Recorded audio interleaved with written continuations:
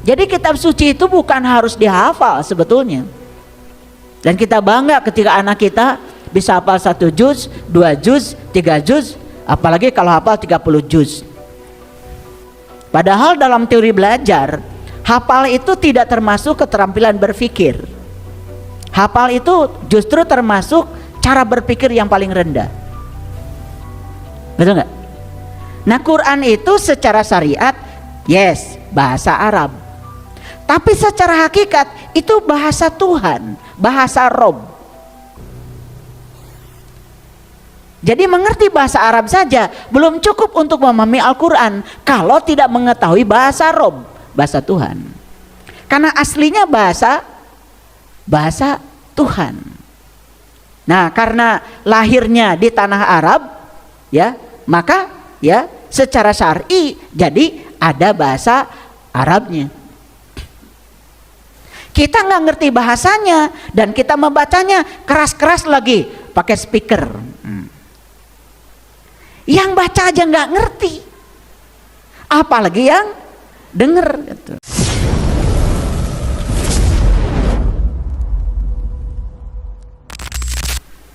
Jadi kalau di dunia pendidikan saja sudah ada ketidakjujuran, sedangkan lembaga pendidikan itu akan menghasilkan orang, jadi sangat masuk akal kalau orang-orang ini ketika bekerja di lembaga apapun, di instansi apapun, selalu membawa ketidakjujuran itu. Saya bertahun-tahun pernah menjadi asesor untuk sertifikasi guru. Musuh saya yang terbesar bukan gurunya, tapi ketidakjujurannya. Makanya untuk urusan itu bagi saya tidak ada toleransi, sehingga banyak yang tidak suka kepada saya. Kalau ada nyontek di ruang ujian, ya pasti saya keluarkan. Tapi setelah itu saya panggil supaya dia sadar. Jadi kalau di ruang kelas di mana dia sedang sekolah saja sudah tidak jujur, bagaimana ya? Apalagi dia calon sarjana yang akan hidup di masyarakat. Sehingga tidak heran ya, dari hasil riset itu negara kita juga sampai sekarang nggak selesai ya korupsinya. Dan korupsi itu sudah di segala aspek kehidupan. Jadi kita jangan diam untuk urusan ini. Apalagi kita sebagai orang tua jangan memberikan toleransi kepada anak ketika anak sudah mulai bicara tidak jujur, bertingkah tidak jujur, ya. Jangan dipuji. Bahkan aneh ya, orang tua bangga ketika anaknya bekerja di tempat yang katanya basah. Padahal sebetulnya di tempat kerja itu nggak ada tempat basah, nggak ada tempat kering. Betul apa tidak? Ya, kan sebetulnya hak dia itu adalah gajinya. Masyarakat itu sudah terbiasa mengatakan tempat basah itu tempat di mana seseorang itu dengan mudah bisa melakukan kong-kalingkong.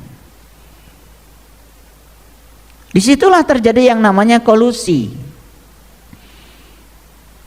Dan kita sama sekali tidak punya kesadaran kalau kita mencuri itu pasti hasil curian kita akan dicuri kembali oleh semesta dengan caranya sendiri.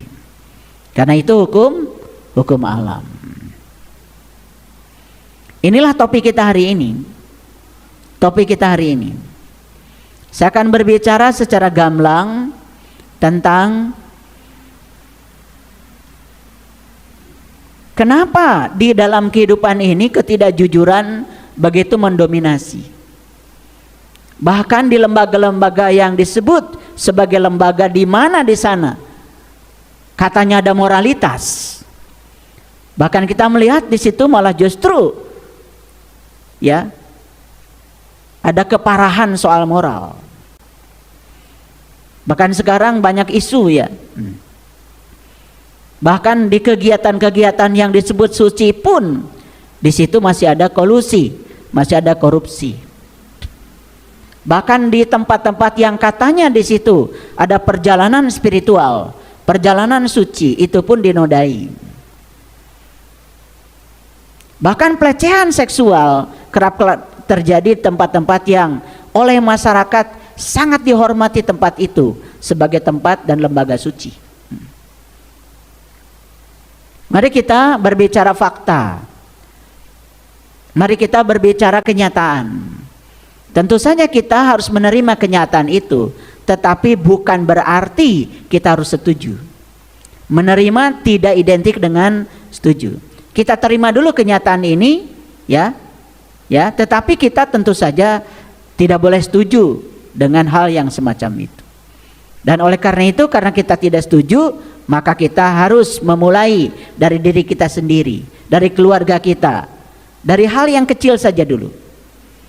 Karena saya yakin, ya, kalau dari keluarga kecil kita sudah beres, dan ketika kita bermasyarakat, masyarakat di sekitar kita juga akan mulai beres. Kira-kira itu topik kita hari ini. Makanya saya mengemukakan sebuah, ya, data yang sudah menjadi isu dunia saat ini, di mana sangat sedih sebetulnya, ya, ketika kita menjadi peringkat kedua tentang ketidakjujuran akademik. Nyontek menyontek itu dianggap biasa.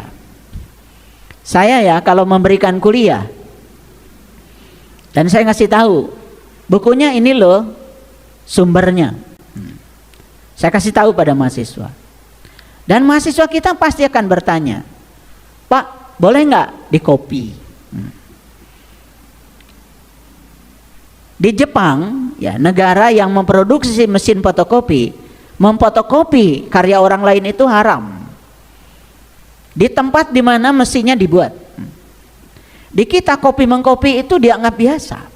Bahkan mengkopi buku orang lain itu pun dianggap biasa. Saya pernah memasuki kelas di mana ada pelatihan yang diselenggarakan oleh tim saya. Saya terkejut karena apa? Banyak peserta yang membawa buku saya hasil fotokopian. Bayangkan, ya, mau belajar kebenaran, caranya saja sudah salah. Saya bilang boleh memfotokopi buku, tapi kamu izin dulu kepada penulisnya. Setidak-tidaknya dapat izin lah, sehingga menjadi setengah halal atau boleh, kan gitu. Padahal sebenarnya penulisnya juga pasti, ya, bagaimana, ya, hak cipta itu yang luar biasa kemudian dibuat jadi gegabah. Saat ini saya ceramah kayak gini nih, tar sore ini, ya, kajian saya itu sudah disebar di banyak akun tanpa izin. Luar biasa, ya, luar biasa. Jadi saya sangat setuju dengan pemeringkatan itu. Jangankan di masyarakat, di dunia pendidikan pun ketidakjujuran itu masih banyak. Dan saya ini 34 tahun ngajar di universitas. Mengumpulkan sertifikat bodong saja, itu tidak ada yang merasa bersalah untuk naik pangkat. Membuat artikel supaya bisa lolos naik pangkat, bahkan dikerjakan siapapun, yang penting terstandarisasi, itu banyak dilakukan, dan itu di lingkungan akademik. Jadi saya bicara bukan katanya, karena saya ada di situ, saya menyaksikan sendiri. Jadi saya tidak heran. Jadi oleh karena itu, ya, ketidakjujuran ini sudah mewabah dalam segala aspek kehidupan, termasuk ketidakjujuran dalam keyakinan.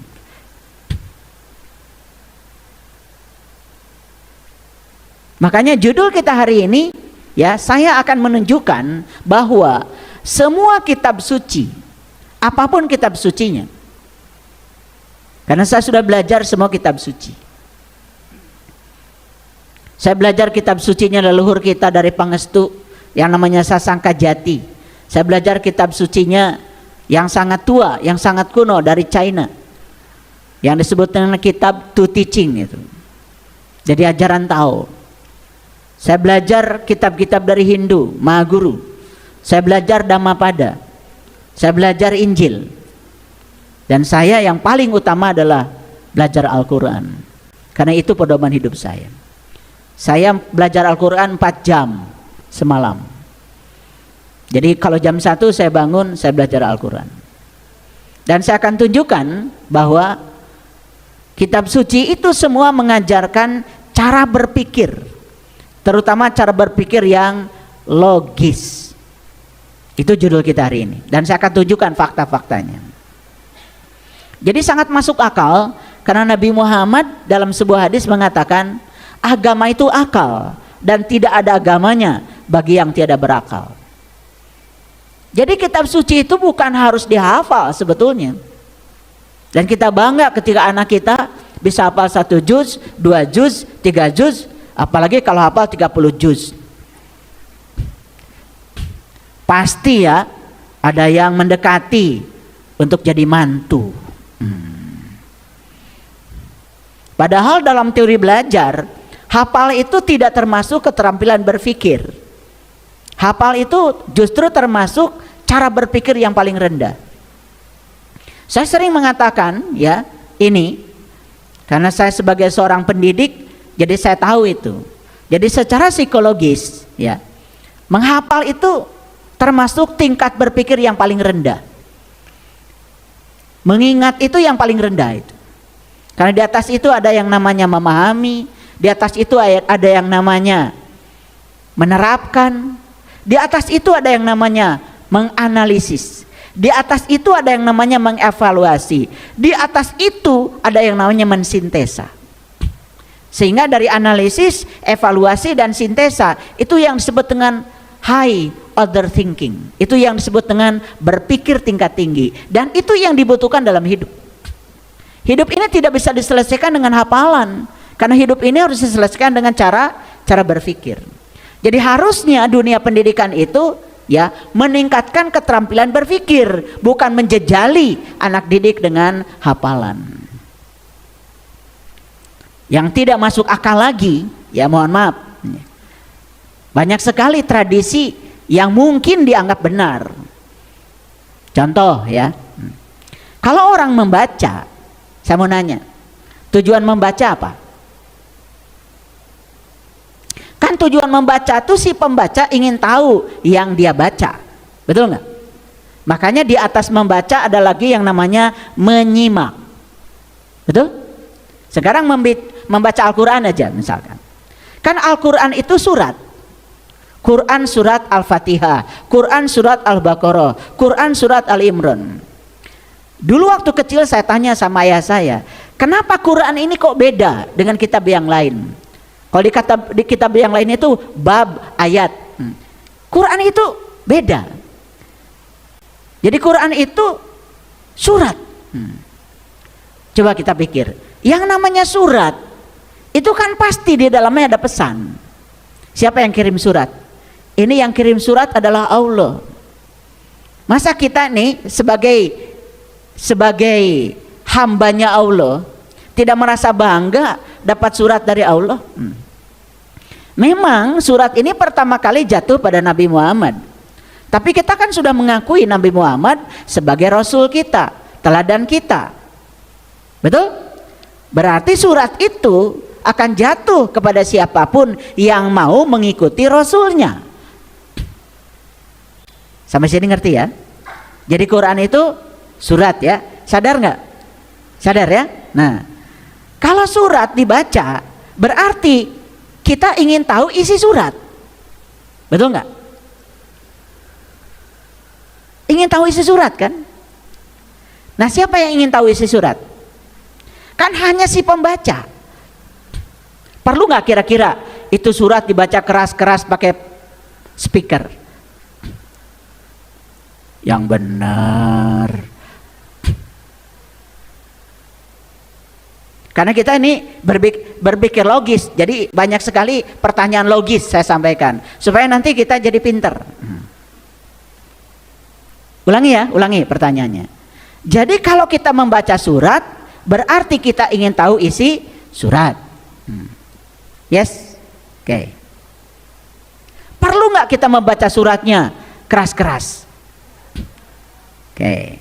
Perlu nggak membaca suratnya didengar orang? Syarat untuk membaca surat, kan kita harus tahu bahasa surat. Betul nggak? Nah, Quran itu secara syariat, yes, bahasa Arab. Tapi secara hakikat itu bahasa Tuhan, bahasa Rob. Jadi mengerti bahasa Arab saja belum cukup untuk memahami Al-Quran kalau tidak mengetahui bahasa Rob, bahasa Tuhan. Karena aslinya bahasa Tuhan. Nah, karena lahirnya di tanah Arab, ya, maka ya secara syar'i jadi ada bahasa Arabnya. Nah, sekarang saya mau nanya, jujur ya, kita nggak ngerti bahasanya, kemudian kita membacanya, ya, dapat nggak pesannya? Nggak. Kita nggak ngerti bahasanya dan kita membacanya keras-keras lagi pakai speaker. Yang baca aja nggak ngerti, apalagi yang denger. Gitu. Paham maksud saya? Udah sampai situ aja dulu. Sedangkan Quran itu surat, gitu loh. Ngerti maksud saya? Makanya saya pribadi, kalau 4 jam sehari membaca Quran itu, saya tidak sanggup membaca banyak-banyak. Kadang-kadang cuma 1 ayat, tapi saya renungkan ini pesannya apa. Sampai mengkristal dalam diri saya, sampai saya amalkan dalam diri saya buktikan dalam diri saya. Setelah terbukti, baru saya berani menyampaikan ayat ini keren loh, gitu. Saya kalau dihitung ya, sudah berapa ribu kali membaca Al-Quran, saya juga nggak pernah tumpengan.